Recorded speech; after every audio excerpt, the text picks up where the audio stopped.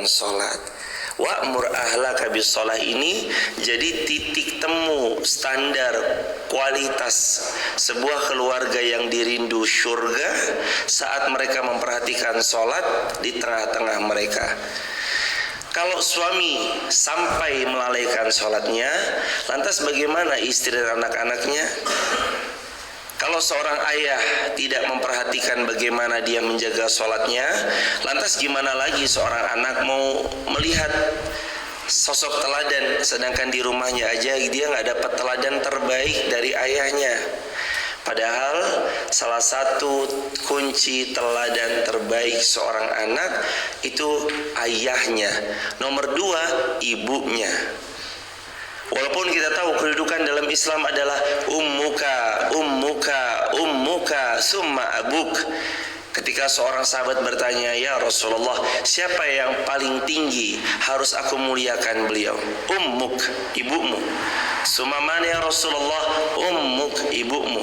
"Summa man ya Rasulullah?" "Ummuka, ibumu." "Summa man ya Rasulullah?" "Summa abuka." Terus kemudian ayahmu.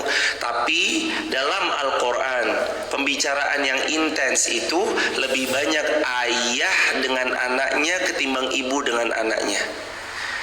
Ini penanda bahwa anak itu melihat sosok ayah yang ada di rumah. Apakah ayahnya mendirikan sholat? Lalu apakah ibunya mendirikan sholat? Karena dalam rumah tangga biasanya yang paling disegani ayah, yang paling agak ditakuti ayah, yang paling cukup didengar kalau beliau bicara ayah. Seorang ibu mungkin dia bicara, anak ini tetap akan ya udahlah ibu, tapi begitu ayah yang bicara, kadang mereka udah muncul rasa ini ayah lo yang ngomong, ini nggak boleh sama ayah lo. Makanya dalam ayat ini para ulama itu membagi tahu kepada kita hadirin, wa'mur ahlaka bis-shalah, kunci keluarga menjadi keluarga yang dirindu surga, nomor satunya mereka menjadi keluarga yang menjaga sholat, mendirikan sholat. Lebih luasnya memakmurkan tempat sholatnya, bukan hanya sekedar menunaikan sholat 5 waktunya dengan menghidupkan sunnah rawatibnya, tapi mereka juga ikut andil memakmurkan tempat sholatnya, memakmurkan masjidnya, gotong royong untuk bahu-membahu meramaikan masjidnya, memfasilitasi kebutuhan tentang program di masjidnya. Itu tuh jemaah. Jadi nggak sesempit tentang sekedar ritual sholat, tapi yang lebih besar daripada itu, bagaimana kita melihat diri kita mampu membersamai masjid di tempat terdekat dari tempat tinggal kita. Wa'mur ahlaka bis-shalah. Maka tidak ada setelah pagi ini setiap masing-masing kita dan keluarga kita kecuali ayo perhatikan sholat kita satu sama lain. Siapa yang menjaga sholatnya, kata Sayyidina Umar bin Khattab, siapa yang menjaga sholatnya, sungguh dia telah membuat Allah akan terus menjaga dirinya. Tapi siapa yang melepas sholatnya, meninggalkan sholatnya, sungguh Allah akan berlepas dari seorang hamba yang dengan sengaja meninggalkan sholatnya. Dalam hadis Nabi juga telah pernah bersabda, inna awwalu ma yuhasabu bihil abdu yaumal qiyamati min amali sholatuh. Yang besok paling pertama Allah akan hitung, Allah akan hisab dari amalan-amalan seorang hamba itu tentang sholatnya. Juga ma farqu bainana wa bainahum tarkus shalah. Apa yang jadi pembeda antara kita dengan orang-orang kufur adalah sholatnya. Makanya juga ada dalam kalimat faman tarakaha, maka bagi siapa yang meninggalkan sholat dengan sengaja, faqad kafar, sungguh dia telah kufur. Nauzubillah, summa nauzubillahi min dzalik. Hadirin jamaah yang dirahmati Allah, jaga sholat, tunaikan sholat. Jangan sampai kita dan keluarga kita menyengaja untuk tidak sholat. Dan mulailah untuk membekali buah hati anak cucu keturunan. Yang paling utama bekal mereka adalah sholat. Bagaimana wudhu yang baik benar, bagaimana sholat tepat pada waktunya, bagaimana mereka menjaga pundi-pundi sholatnya mereka. Itu termasuk bagian dari pertanda keluarga kita insya Allah jadi keluarga min ahlil jannah. Yang kedua, wastabir 'alaiha. Allah berfirman, dan bersabarlah engkau di dalam mengerjakan dan mengajak mereka untuk menunaikan salat. Hadirin, anak kita boleh jadi adalah ujian bagi kita, persis seperti yang Allah firmankan dalam Quran surah At-Taghabun, innama amwalukum wa auladukum fitnah. Sesungguhnya amwalukum, harta-hartamu yang banyak, wa auladukum, anak-anakmu yang banyak jumlahnya, fitnah, adalah ujian bagi diri kalian. Masing-masing kita diuji dengan anak-anaknya. Salah satunya ayat ini memunculkan diri kita agar sadar bahwa membersamai mereka, mendidik mereka tentang sholat butuh kesabaran yang tidak sedikit. Dia butuh kesabaran yang tanpa batas. Karenanya Allah berfirman, wastabir. Allah udah kasih kata kunci dulu jemaah. Kamu suruh keluargamu sholat, wastabir, tapi kamu harus sabar.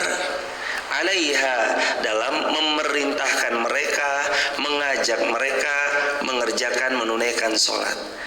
Jadi Allah udah memberi bahasa sejak awal, silahkan tunaikan sholat, tapi sabar ya, membersamai mereka untuk menunaikan sholat. Gak bisa kalau gak sabar. Harus punya kesabaran yang tanpa batas. Kadang anak kita disuruh sholat mungkin belum bergegas, kadang mereka malah membantah, kadang mereka malah sengaja meninggalkan sholat, kadang mereka malah marah balik sama kita, kadang mereka yang itu sikap kurang buat kita berkenan. Allah sudah wanti-wantikan kita, wastabir 'alaiha, jaga dirimu untuk yang benar-benar ikhlas ketika mendapat penolakan saat mengajak mereka mengerjakan sholat. Wastabir, sabar. Dan Allah berfirman, fasbir sabran jamila. Kalau kita hendak bersabar, maka bersabarlah dengan cara yang baik. Quran surah Al-Ma'arij ayat yang kelima. Fasbir sabran jamila. Siapa yang mau bersabar, dia harus punya kesabaran yang baik. Sabar yang baik itu sabar yang seperti apa? Sabar yang membuat pemiliknya semakin dekat kepada Allah, menjauh dari amarah, murka, perbuatan-perbuatan zalim dan sejenisnya. Emang pahala apa yang dia dapat kalau dia sabar? Az-Zumar surah Az-Zumar ayat yang ke-10 Allah berfirman, innama yuwaffas sabiruna ajrahum bighairi hisab. Sungguh Allah akan membagi pahala tanpa batas. Untuk orang-orang yang sabarnya juga sabar tanpa batas. Jadi yang nomor pertama, perintahkan keluarga kita untuk sholat. Itu adalah sebuah kewajiban yang harus dipunyai seorang orang tua kepada putra-putri mereka. Yang kedua, bekal sabar yang harus dipunyai oleh mereka ketika membersamai buah hatinya menunaikan sholat. Terus yang ketiga, la nas'aluka rizqa. Sedikit pun kami Allah tidak meminta rezeki atas apa yang kalian upayakan. La nas'aluka rizqan. Sesungguhnya sedikit pun kami Allah tidak meminta rezeki kepada kalian. Hadirin, Allah gak pernah minta untuk kita bayar atas segala nikmat yang Allah berikan. Mata jemaah 60 tahun hidup, apakah ada tagihan datang ke rumah? Tagihan penglihatan mata selama 50-60 tahun? Enggak. Tangan kita bisa digerakkan, persendiannya masih berfungsi begitu normal dan sempurnanya. Apakah setelah 30 tahun kita memakainya ada tagihan dari Allah, tagihan menggunakan tangan dengan persendian-persendiannya? Nih tagihannya sekian miliar. Apakah kita ditagih? Tidak. La nas'aluka rizqa, kata Allah, kami tuh gak butuh rezeki dari kalian. Karena sungguh Allah Ar-Razzaq. Allah gak butuh rezeki dari kita, bahkan kita yang butuh Allah. Bahkan Allah ngasih. rezeki sama kita tanpa pernah berhitung kepada kita. Nafas gratis, bicara lisan gratis, mata memandang gratis, telinga mendengar gratis, kaki melangkah gratis, tangan dengan mudahnya gratis, persendian berjalan berfungsi normal dengan begitu baiknya gratis.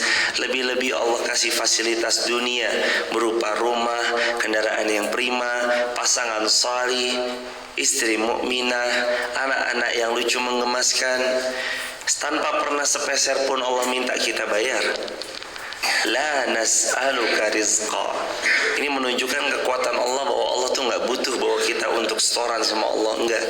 Tapi kalau kita memberi sesuatu, bahkan Allah tuh nggak bilangnya kamu ngasih saya, enggak. Allah bilangnya, maukah kamu aku bagi tahu pinjaman yang baik? Man dzalladzi yuqridullaha qardan hasanah.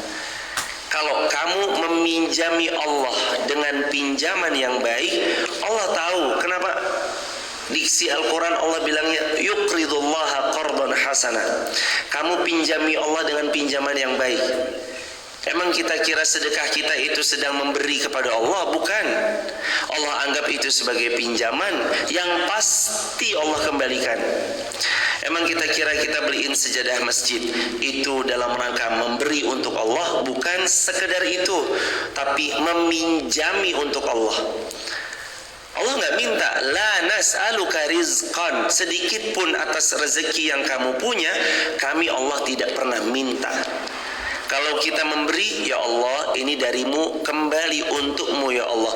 Kalaupun secara lisan kita mengembalikan kepada Allah, tapi Allah menganggapnya itu sebagai sebuah pinjaman. Allah anggap itu sebagai pinjaman. Hambaku, berarti kamu sedang yuqridullaha qardan hasanah. Kamu lagi memberikan aku pinjaman yang baik ya. Nanti fayudha'ifahu falahu ajrun azim. Nanti aku akan memberi ganti atas pinjaman yang kamu pinjamkan untukku dengan balasan yang lebih besar. Jangan takut ketika menyekolahkan anak agak tinggi biayanya karena masuk ke sekolah yang memang faham dan memahamkan di dalamnya soalan agama. Jangan perhitungan tentang pendidikan mereka. Niatkan saat kita berinfak mengawal sujudnya mereka.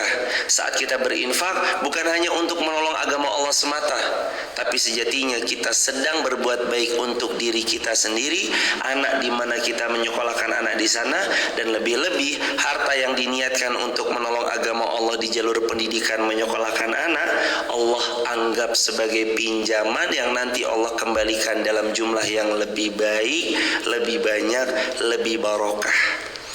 Makanya harus jamaah menegaskan buat diri kita pribadi dan kita semuanya bahwa Allah nggak pernah minta. Allah sedikit pun tidak pernah meminta kepada kita. Allah bahkan kasih gratis cuma-cuma. Berapa harga yang harus kita bayar kalau pita suara kita dicabut? Sungguh nggak enak. Berapa obat yang harus ditebus kalau jamaah sakit tipes berkepanjangan misalkan? Sungguh itu harta yang besar bisa keluar. Berapa biaya yang harus jamaah keluarkan agar jantung ini berfungsi dengan normal tanpa pasang ring. Kalau jamaah pasang ring harus keluar 1 ringnya 200, kalau 4 ringnya 800 juta dan seterusnya. Tapi Allah Maha Baik. Allah berikan itu gratis cuma-cuma tanpa tagihan. Nahnu narzukuk. Makanya yang keempat setelah yang ketiga, la nas'aluka rizqan. Kami tidak meminta sedikit pun rezeki dari kamu, uang dari kamu. Terus yang keempat, nahnu narzukuk. Hei manusia, harus kalian sadari, justru aku Allah narzukuk. Kami Allah yang membagi rezeki pada kalian. Kalau jamaah mau memikirkan bagaimana cacing masuk ke dalam tanah, kenyang dia. Masuk cacing ke dalam tanah, tidak terlihat, underground, bisa kenyang dia. Jamaah akan takjub bagaimana Allah Maha Baik membagi rezeki kepada setiap hamba-hambanya. Bagaimana cicak? Jamaah pernah lihat cicak hadirin? cicak merayap di dinding, makanannya nyamuk terbang. Matematika dunia mengatakan ini nggak mungkin ketemu, betul? Karena yang satu di dinding, yang satu terbang ke sana kemari. Nggak akan ketemu karena cicaknya di dinding, nyamuknya merayap. Tapi kuasa Allah, nggak ada yang nggak mungkin bagi Allah. Kuasa Allah, Allah menjadikan nyamuk itu yang mendatangi cicak, lalu cicak itu memakan nyamuk tersebut dengan begitu mudahnya. Kalau jamaah mau tahu, nahnu narzukuk, Allah pastikan kami Allah yang memberi kamu rezeki. Cicak, belum kadal, belum burung di seluruh dunia ini dengan beragam macam burung gereja, burung alap-alap, burung-burung yang lain. Di luar sana ada miliaran jumlah burung jamaah. Siapa yang ngasih makan? Apakah Anda setiap hari sibuk memikirkan burung? Burungnya udah makan belum ya? Itu burung yang di pohon kecapi udah makan belum ya? Kita nggak punya waktu untuk mikirin itu. Siapa yang bagi rezeki untuk mereka yang ada di pohon kecapi, pohon bacang, pohon rambutan, pohon mangga? Allah. Perhatikan semut di rumah kita. Apakah jamaah pernah berpikir, semut udah makan belum? Duh, kalau belum makan nih saya kasih gula ya. Jemaah, kita nggak pernah mikirin semut yang ada di rumah kita siapa yang ngasih makan. Tapi yang kita tahu, semut di rumah kita hidup dan mereka sangat cekatan banget. Ada manis dikit langsung ngerubung. Itu tanda mereka sehat jemaah. Semut-semut sehat, bugar itu jemaah. Siapa yang ngasih rezeki semut-semut jadi sehat dan bugar? Nahnu narzukuk. Allah berfirman, kami yang beri rezeki kepada semut-semut itu. Jangan salah, kita kira kita yang berikan rezeki, bukan. Kita cuma wasilah. Jangan salah, kita kira kita yang membagi rezeki kepada anak cucu kita. Jangan. Sesungguhnya kita bukan pemberi rezeki, kita wasilah. Wasilahnya kita, rezekinya dari Allah. Karena Allah berfirman, nahnu narzuquk.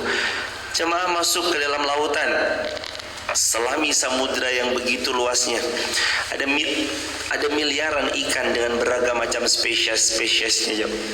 Ada ikan teri, ada ikan Nemo, ada ikan lumba-lumba, ada ikan hiu, ada ikan paus.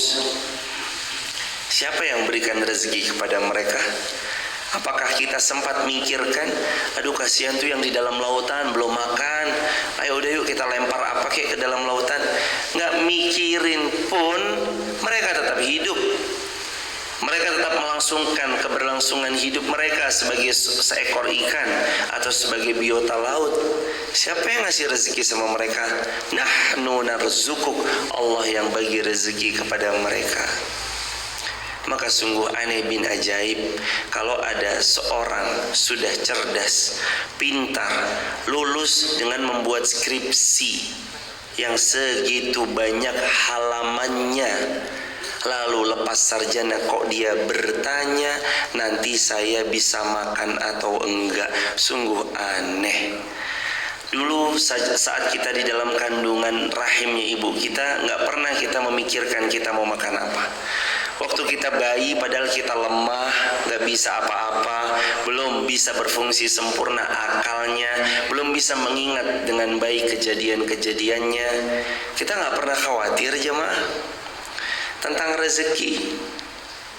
Kita lahir diputus jalur ari-ari, yang mana ari-ari itu adalah saripati ibu, tempat transfer makanan kepada janin yang di dalam perut. Diputus ari-ari, Allah ganti dengan dua nikmat. Apa? Air susu ibu, kanan dan kiri. Sungguh itu kan 2 kali lipat Allah ganti.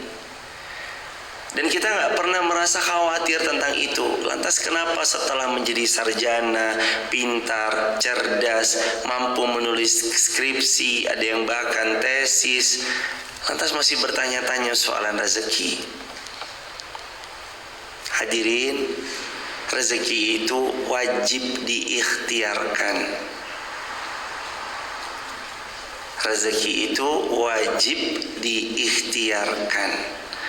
Karena sesungguhnya tugas kita menjemput rezeki itu dengan ikhtiar. Takarannya sudah Allah takar sesuai dengan takdir yang insya Allah tidak tertukar. Jadi kalau kita sekarang mencari rezeki, itu wajibnya memang ikhtiar. Karena rezeki semua udah Allah kasih. Kalau rezeki kita habis, akan diwafatkan kita oleh Allah Subhanahu wa taala. Terus yang terakhir, nomor 5, wal aqibatu lit taqwa. Dan kesudahan yang baik itu cuma untuk orang-orang yang bertakwa. Kalau kita bertakwa, pondasi dasar tengah dan atas takwa, kita akan mengamalkan apa yang Allah senangi, apa yang Allah ridhoi. Kata-kata kita udah bukan lagi kalimat yang penting saya suka, yang penting saya senang, yang penting saya nyaman dengan ini, bukan.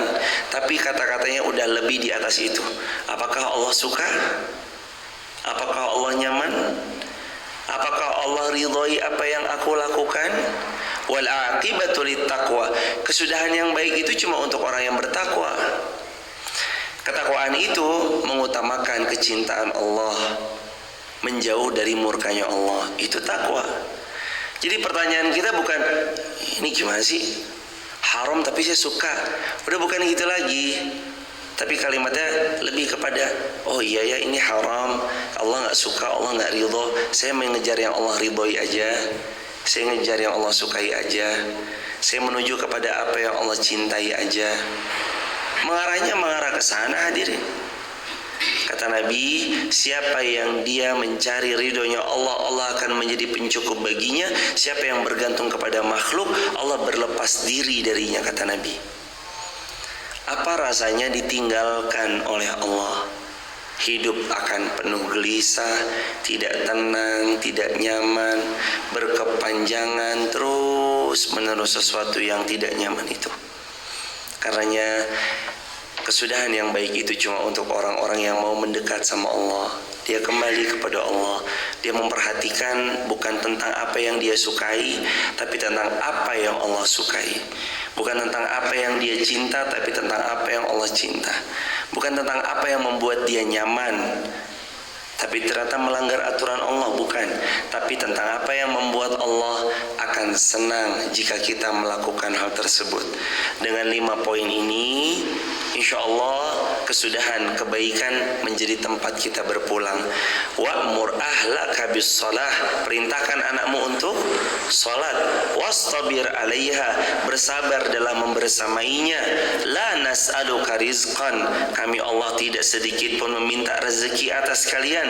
Nahnu narzukuk, dan kami tidak minta rezeki pada kalian. Nahnu narzukuk, bahkan kami yang memberi rezeki atas kalian.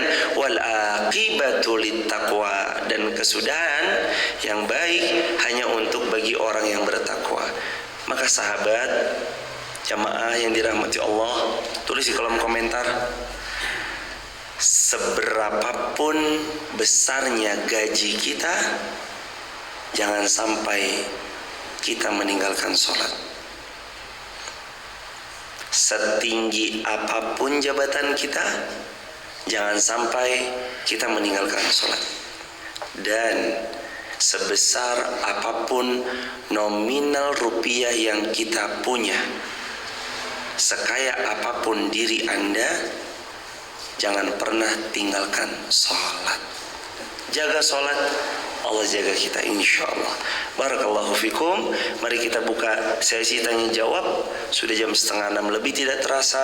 Mudah-mudahan ilmu yang sederhana ini bermanfaat bagi yang bicara dan bagi kita semua, seluruh kaum muslimin. Barakallahu fikum. Ada pertanyaan? Silakan. Fadhal ayahanda. Waalaikumsalam warahmatullahi wabarakatuh.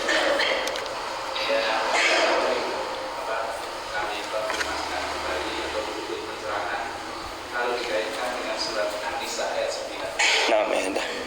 Apakah tidak takut melakukan ketika tidak mengkhawatirkan kesejahteraan anak keturunannya? Ini terjemahan istiqasnya gitu. Siapa ayahanda?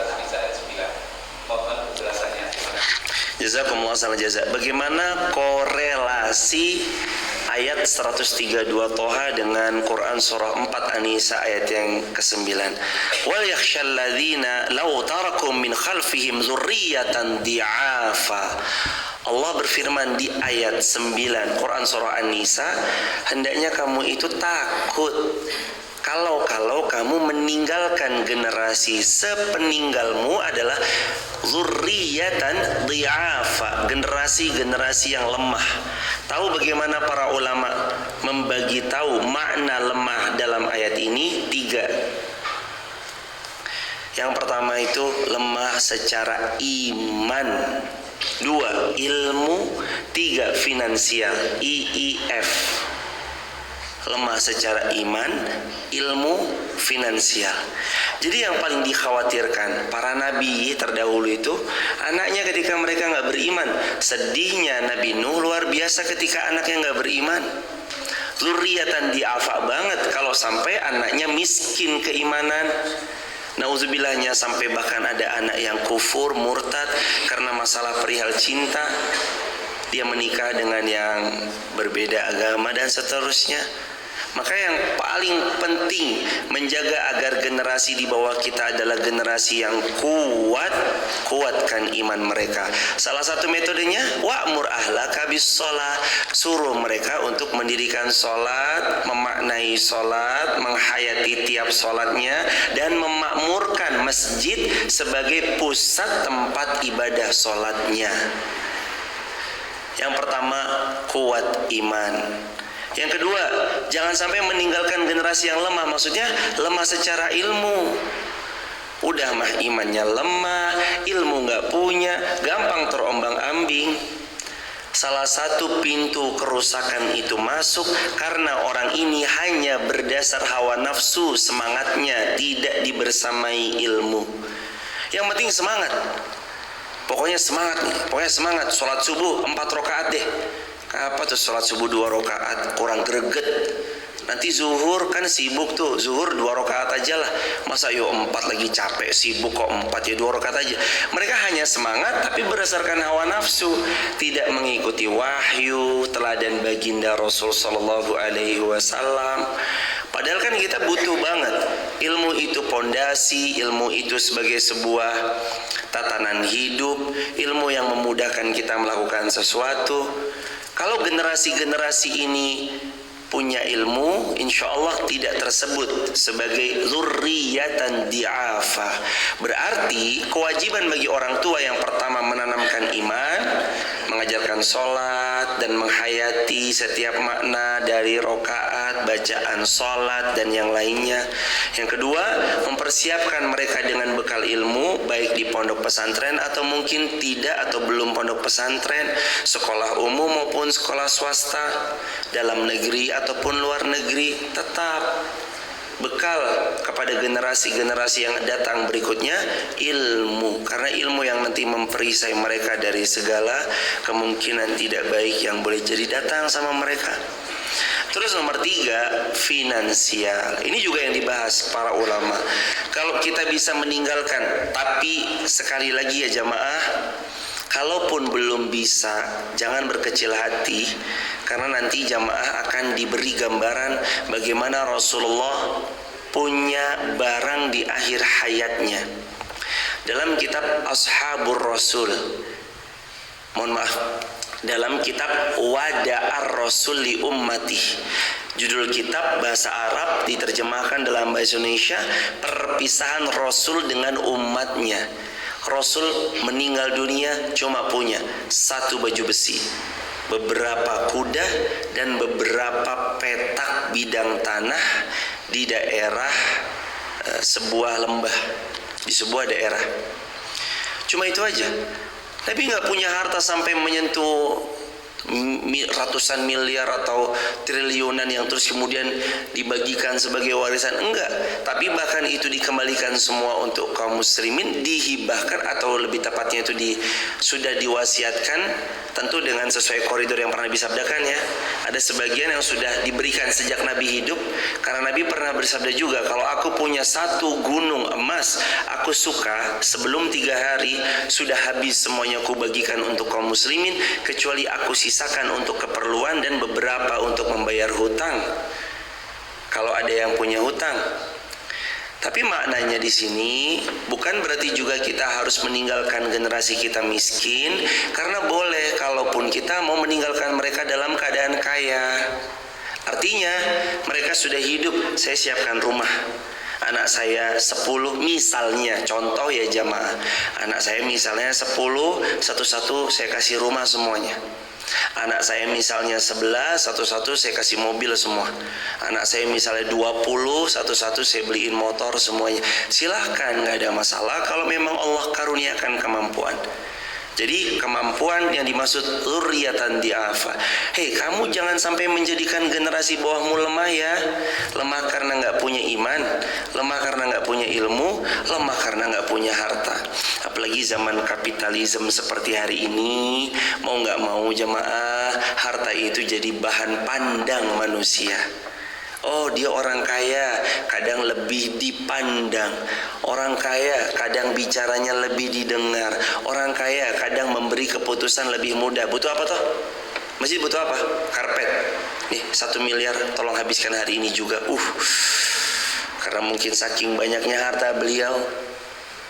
Hadirin, tapi ingat ya jemaah, sungguh tidak ada jaminan dengan kekayaan menjadi mulia kita di sisi Allah. Tidak ada jaminan. Justru yang ada adalah siapa yang bertakwa, dia akan dimuliakan Allah Subhanahu wa taala.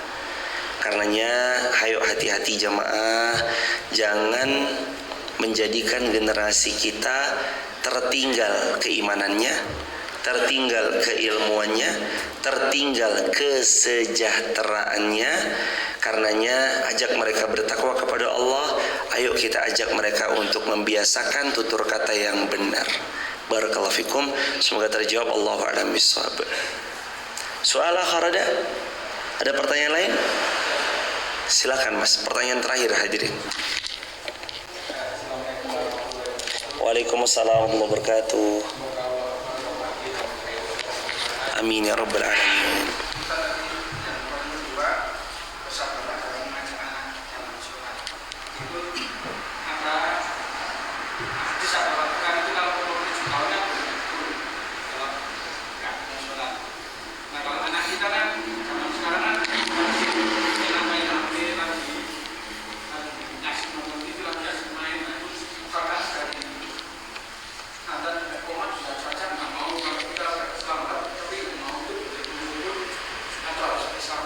Nah, jazakumullah khairan. Semoga Allah memuliakan Mas keluarga besar. Pertanyaannya bagus banget. Semoga Allah memuliakan jamaah semua dimanapun berada. Pukullah anakmu usia 7 tahun jika tidak mau sholat. Hadis Nabi sahih, betul hadisnya. Tapi maknanya begini hadirin, bukan serta-merta sebagai orang tua nggak pernah nyuruh anak dari dia bayi baru lahir, nggak pernah diajak sholat, nggak pernah dikenalin sholat, 6 tahun 364 hari nggak pernah dikenalin sholat. Begitu 366 hari tahu-tahu kita langsung ayo sholat. Kalau nggak papa ini ya. Gak bisa jamaah. Makna Nabi memberitahu, wahai umatku, seolah Nabi itu hendak menyampaikan umur 7 tahun batasan kesempatan kamu mendidik anakmu sampai dia sholatnya bisa autopilot.